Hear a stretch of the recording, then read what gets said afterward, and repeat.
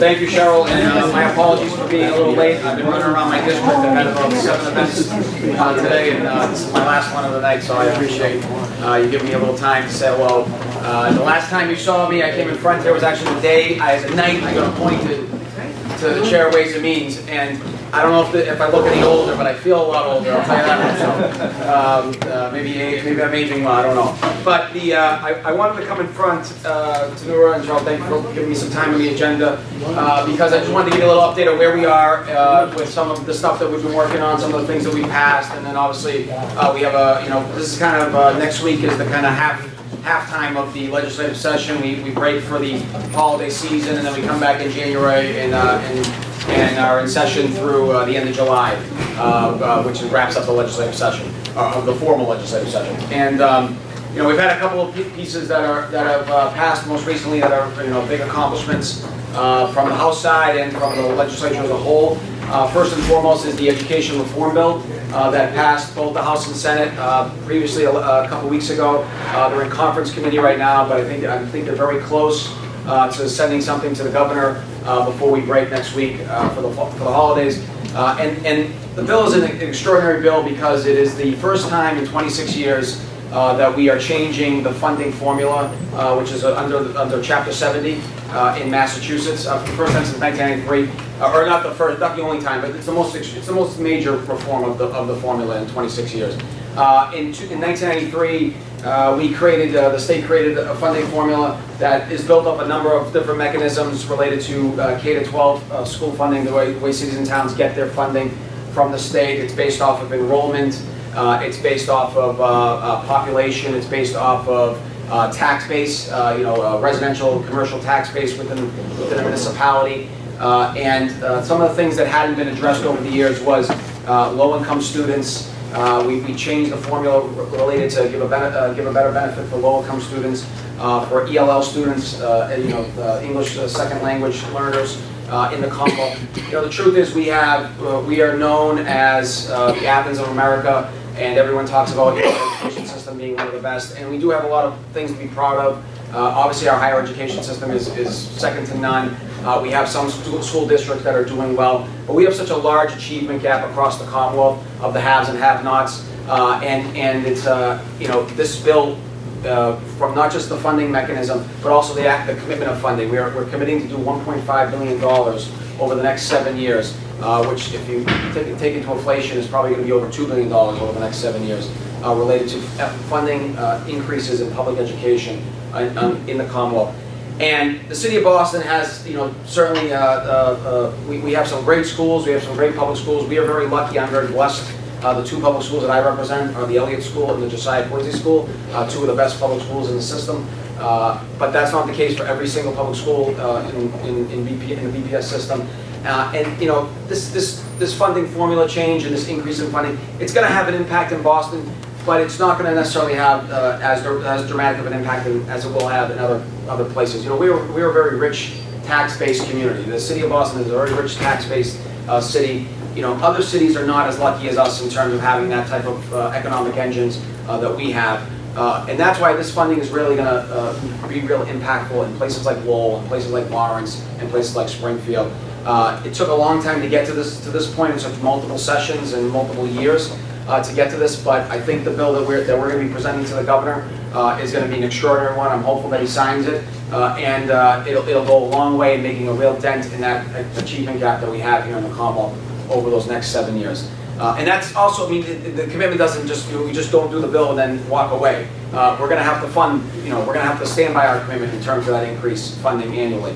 Having done the budget this past year, we were able to increase Chapter 70 funding in our budget cycle this past year for the FY20 cycle by $270 million, which is a step in that proper direction that we're going to the 1.5 over 7 years. That $270 million is the largest increase Chapter 70 has ever seen in one annual year, and it's actually one of the largest increases in a generation of percentage-wise of a jump from one year to the next. So we are stepping in the right direction. We are starting at a good point, but we have a long way to go. But from the state's perspective, we feel like this is the right bill to be moving the education system forward for K through 12 in the Commonwealth. So we're very proud of that bill. Another bill that we just passed yesterday that was a big step in the House, and I hear the Senate's going to be doing it next week, is the banning of all flavored tobacco. Reason why we were doing that is the first step was the vaping. Obviously, we have a major crisis on our hands related to vaping in the Commonwealth, I mean, across the country. It's not just in the Commonwealth, and the FDA is looking into a lot of pieces related to this. And they may, come up with their own regulations, but from a Commonwealth standpoint, we were, when the ban is lifted, that the governor put on from emergency regs by DPH, that ban will get lifted sometime late December or between late December and late January, depending on appeals. Once that ban is lifted, there needs to be a framework for vaping in the Commonwealth. And right now there is no framework for it. We created a framework with this legislation, but by banning the flavor of tobacco, in particular the flavor of the vapes, we feel like the flavor products were the ones targeting our kids. The kids, we've done such good work over the years of trying to get youth off of smoking and off of tobacco products. We got rid of like the advertisements over the years that were targeting kids. We got rid of flavored cigarettes, combustible cigarettes that were targeting kids. Well, the vaping community, or the kids eventually, moved to the vaping discussion, and they were using flavors like bubble gum and mango and all kinds of things, and it was making things, extraordinarily difficult in relation to, trying to get kids off of nicotine. And nicotine is obviously an addictive substance that not just kids, when you pick it up when you're a kid or 15 or 16, you're more likely to continue with the rest of your life. My mother was a smoker, started smoking when she was 15, and as many of you know, she passed away from lung cancer herself. So this obviously speaks strictly right to home for me personally. But on top of the vaping piece, we also banned the other flavored tobacco like menthol cigarettes, which have been targeting the Black Latino community for many generations. I think 90% of menthol cigarette users, I don't know if there's any menthol cigarette users in this room, but I think 90% of menthol cigarette users statistics will show were Black or Latino, and those companies would target those communities. So we're banning those, and we're also banning any other type of flavor tobacco that's out there, because we feel like you can't ban vape flavors and then not ban the rest of the other types of tobacco products.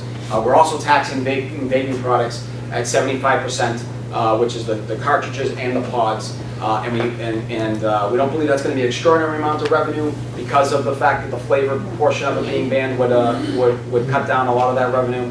But we feel that it's an appropriate number, and at the end of the day, it's also by taxing at that number, you're also targeting the youth as well, because they're the ones that are the most likely to have that price point be affecting them in terms of their decision making in terms of whether they're going to use vaping or not. So this is a bill that passed the House. It's going to be onto the Senate. I believe they're doing it next week, and then it'll hopefully go to the governor's desk before we break, and before the vape ban is lifted, or is required to be lifted. Just give you a couple highlights that we had in the budget itself. I mentioned the education piece, which we were very proud of. We also funded pieces of housing and homelessness to levels that hadn't been able to be funded in over a generation.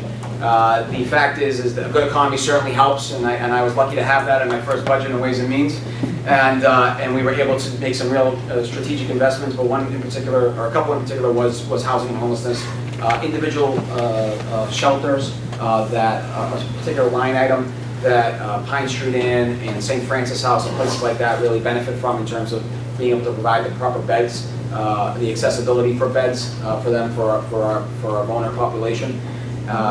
We were able to increase that to levels that had never been at before, at $52 million a year. We also increased MRVP, which is the Mass Rental Voucher Program, again to levels that it had never been before.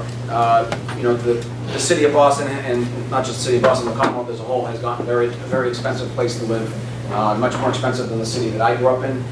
And in particular for our seniors, these programs allow people to be able to stay in their homes when times get tough and rents continue to rise. These programs are vital lifelines for a lot of those people in our community, and we're very proud to raise the MRVP program to the levels that we were able to do. We also increased the Community Preservation Act commitment from the state's perspective. For those that aren't familiar, the Community Preservation Act, I think they've come in front of here in the past. Yeah, they've come in front of here in the past. And CPA is a great tool that we have that was created by the legislature, I want to say sometime in 2001, 2002. I'll ask the former speaker if he knows the answer to that one. But it's somewhere in that range. And you know, this was a mechanism that would allow cities and towns to add a percentage on the property tax and require that that funding go directly to either affordable housing, open space, or community preservation. The City of Boston entered into that program after many years. I want to say sometime in 2015, 2016. It was a ballot initiative that we all voted on. I believe we passed it somewhere like 70 to 30%, overwhelmingly. And you started seeing it on your property tax sometime in 2016, I want to say, where it actually is itemized on your property tax at a 1% number. When the initial program was created back in 2002, there was an idea that the state would have a one-to-one match on what the money that the municipality would raise. Well, I'm ashamed to say that that certainly has not been the case over the years. We have not been able to keep up with that commitment. In fact, I'm ashamed to say that the state's commitment before this past fiscal year was only 11% on CPA funding, not nearly the number that it needed to be. But the problem was the state didn't have many mechanisms to raise money themselves related to it. So we decided to create a mechanism through a fee that you get at the Register of Deeds, a fee that hadn't been increased in over 30 years. It was a $25 fee that we raised to $50, and basically for the rate of inflation. And that money would go directly to CPA funding every time you go to the Register of Deeds for a reason. And we believe that money that $25 on each additional $25 on each trip to the Register of Deeds will lead to $30 million in CPA funding, which will bring our increased state match from 11% all the way to 36%, which is not nearly enough, but is certainly a huge step in the right direction. And the reason why I'm a big believer in the CPA funding is because we've seen projects in our neighborhood directly here that have been impacted and have benefited greatly from the CPA funding, in such a short period of time. One I point to is the work that's being done at Poplar and Langoni Field right now. Over $1 million of that funding of that project is coming directly from CPA funding. Another project that is still in the permitting process but is heading in the right direction is the affordable housing component that's going to be built at the Knights of Columbus building on North Martin Street. 23 affordable housing for seniors in our neighborhood, very critical when obviously we haven't had an affordability component built here in quite some time. This is going to be the first in a long time of new affordable housing in our neighborhood. And over $1 million of that project is coming from CPA funding itself, and I think they're going to apply for more in the future. And so I wish I could tell you that every investment we make or every time we raise funds or do stuff that you get back exactly $1 for $1 or a good bang for your buck. I wish I could say that on everything, and I'm ashamed to say that doesn't always happen. But in CPA funding, I assure you that that is happening directly. If we could get the meals tax money back in this neighborhood at the same rate we're getting the CPA funding at the same rate, we would have streets that were paved with gold. And that's not going to happen for obvious reasons. But that's the truth. And those are some of the things that we worked on. We also did some we also tried some new mechanisms to lower cost on pharmaceutical drugs. In particular, the ones that are having a drug rebate from Mass Health to some of our most vulnerable population. Trying to bring some of those drug companies in and making sure that they have to answer some of those tough questions related to if the Secretary of Health and Human Services believes there is some type of price gouging going on. We created a mechanism for her to do that, and we believe that will save some additional funding in Mass Health, about $70 million potentially over the next fiscal year. And one of the things I learned very quickly in doing Ways and Means and doing my first budget is that nearly 40% of the state's budget, of the 43 point some odd $billion that we allocate, nearly almost 40% of that is going to Mass Health. And so any way we can lower costs through Mass Health and also lower drug prices for folks, to us is a step in the right direction. And I think we took that mechanism. And we're already seeing some of those cost savings in such a short period of time. The Secretary mentioned that we've already saved close to $10 million in cost savings from Mass Health from drug companies in such only a couple months' time. So we're heading in the right direction on that. I think that's it. I know we got a short period of time. I'd like to open it up to questions if that's okay. Please, and I only touched on a couple things. There's obviously a lot more to talk about. I should pay more attention to the education gap in the state. Brockton is another city. Yeah, Brockton is another one. Yeah. And I'm wondering, were you able to actually understand that gap in a quantifiable way? That it's actually measured and you can see which communities are hurting the most in the state? And I'm wondering when will, if you've done that, and I assume you have, when will you do that again to see how this investment that you've made, that the legislature has made, is making a difference? Yeah, I mean, the quantifying of it comes through standardized testing and that we do in the state, and that is, some will argue that doesn't provide the best of measures, but that is one mechanism that you see to quantify which cities and towns are struggling versus others, and then whether we'll see improvements on that. In relation to actually how much funding is going to go to directly to certain cities and towns, it's hard to gauge because it's hard to guarantee exactly. You can give windows of X amount of dollars, maybe here, maybe there, because a lot of it depends on enrollment, where students are staying. A lot of it depends on how they're, whether they're potentially staying in traditional public schools or maybe potentially going to charter schools. You can get windows in exactly what those numbers would be, but you can't necessarily nail down future looking forward in the next 4 or 5 years. It's hard to exactly predict where the population is going to move directly. So you have windows. In terms of the accountability standpoint, we do have accountability measures that the state will be able to oversight on some of the decisions that the individual school districts will have. And that was one of the issues that was the difference between us and the Senate, where the Senate was much more open to having the school districts make their call.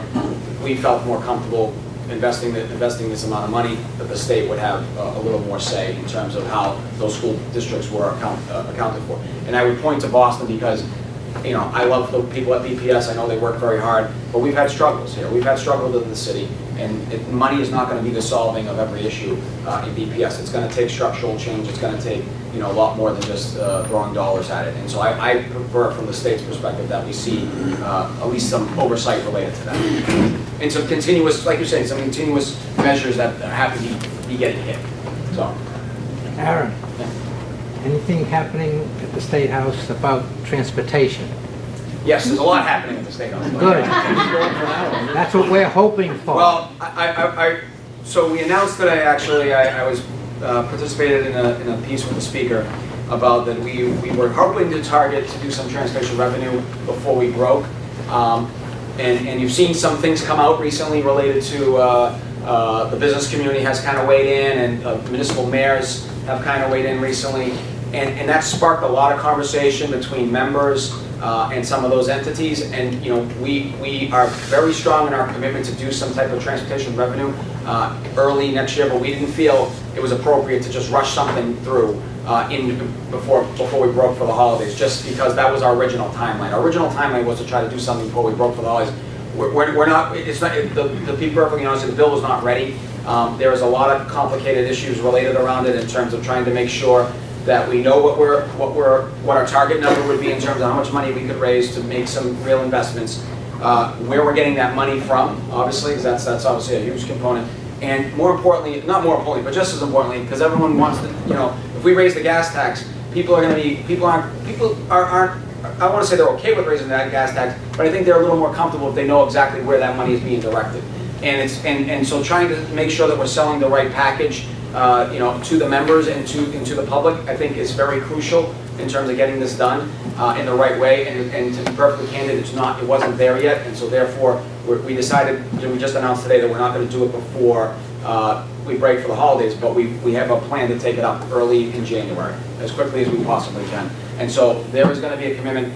I don't know exactly what that package is going to be yet, because there's a lot at play here related to trying to build something that works for across the Commonwealth. You raise money here, or you raise revenue, and a lot of people, in the Western Mass will say, okay, you're doing the gas tax, you're raising the gas tax. Well, that money's just going to go to the MBTA, and they don't benefit from the MBTA. Now, personally, I would wanted to see it go to the MBTA. It would benefit my district as much as anybody, and I would love to. We need to make those investments in the MBTA, but that's not how you're going to get a bill done, with 160 members. And so we have to try to figure out what is the appropriate balance related to that we to get something done that's meaningful but also is politically viable. Another question? Hey, Aaron. I wanted to ask you about some of the priorities in spending vis-a-vis the population growth that we're seeing right now in the state. One thing that's happened, ADCO, Alliance of Downtown Civic Organization, has had a task force working on transportation. And we sort of took a side trip on demographics and growth. And, you know, we actually, a bunch of us were surprised that Boston's growth in the 1950s, we started in a decline, 1950 to 1980 population. We bottomed out for a while. Starting in 2005, the population in Boston proper has been going up at a historic rate that exceeds the 1890s growth that was the last period of super growth in the cities. In fact, if you take a look at the whole metropolitan area, the metropolitan area and all of Massachusetts is growing far less than the city of Boston is. So we're in an area that none of us in our lifetimes really has been in, where we're having tremendous growth, and you can sort of see it when you look at the buildings. But one of the problems. We're running out of time, so I want to get one more question. Yeah. So I needed to set up, because one of the problems is with all of that, not the MBTA, which is sort of a regional thing that people are talking about having frequent trains to Worcester. Great. I don't know how many people are going to ride those. But the subway itself here hasn't had a major capacity upgrade since 1924. So we're coming up on the 100-year anniversary. And yet, if you ask employees, which some of the state organizations have, what's the most important attribute to you choosing a new job? It's subway access. And if you take a look at where the job growth is, it's all inside 128, not outside 128. How can you get spending into Boston when we need it? We definitely need it when you have 160 guys in Worcester and the Berkshires who don't want to do that. Well, the good news is the chair Ways and Means is from Boston. That's great. That's one thing. No, I'll say And the speaker is close by too. Well, it's close enough. No, I mean you're 100% correct that there is the large driving of this discussion is congestion, but it is also certainly our public transit, and it's not just our public transit system in downtown Boston or even in the city of Boston as a whole. I mean, as you've seen, there's been discussions about what we can do with the commuter rail. And electrifying the commuter rail and making it more consistent, more reliable, consistently, that allows people to feel more comfortable taking it, not just on rush hour times in the morning and the afternoon, or in the evening, but in the middle of the day if they feel like they can take the commuter rail, knowing that they're not going to get stuck wherever they are for the whole day. I think that that's just as vital as anything. But in terms of, you're 100% correct. I mean, the growth in the city has been tremendous, and it's tremendous in the sense of. We were 640,000 people in 2010 with our census. We're going to be somewhere around 715,000 when they do the census in 2020. That type of growth is unseen in my lifetime and in a lot of people's lifetime. And I think that we've had challenges with that. We've had challenges with growth and congestion and in housing and in a number of places. But our commitment is to try to we have to build a bill that will get support throughout the entire Commonwealth. We just can't build a bill that's good for Boston. Even though I'll argue Boston drives our economy, drives the region, New England region's economy, not just Massachusetts' economy, as much as we can. But in order to do this right, we have to make sure we're working with all our colleagues across in each of the major areas of the Commonwealth. So I mean, it's a challenge, and I don't deny it. That's part of why we couldn't do the bill. We weren't ready to do the bill today. Thank you. Thank you. We really I'd like to say thank you for that bill regarding Commercial Wharf East. I was at the recent hearing. What happens now? Where does the bill go, and what kind of time frame as it continues to move forward, as many of us hope? What are we looking at? Years? Or? I don't want to give a specific time frame. I'll tell you that the bill is in the Environmental Committee. That's what you guys have the hearing. That the bill is in the Environmental Committee. And Joint Rule 10 Day, which comes up in February, is the required day when bills have to be released from the committee, either favorably or unfavorably. So I forget exactly the day. I think it's the second Wednesday in February. So that's the next deadline in terms of when that bill will get out. It could get out sooner. It could not. I haven't talked to the chair yet. about it. I didn't know that like my constituents were participating in the hearing, and so I'm glad that everyone came and talked about it. But I think that I haven't really had a debrief with him after the fact to see what he thought about the hearing itself, blow by blow, because we've been a little tied up with all the other bills that we've been working on. So, but we are talking about it. Thank you very much, everybody.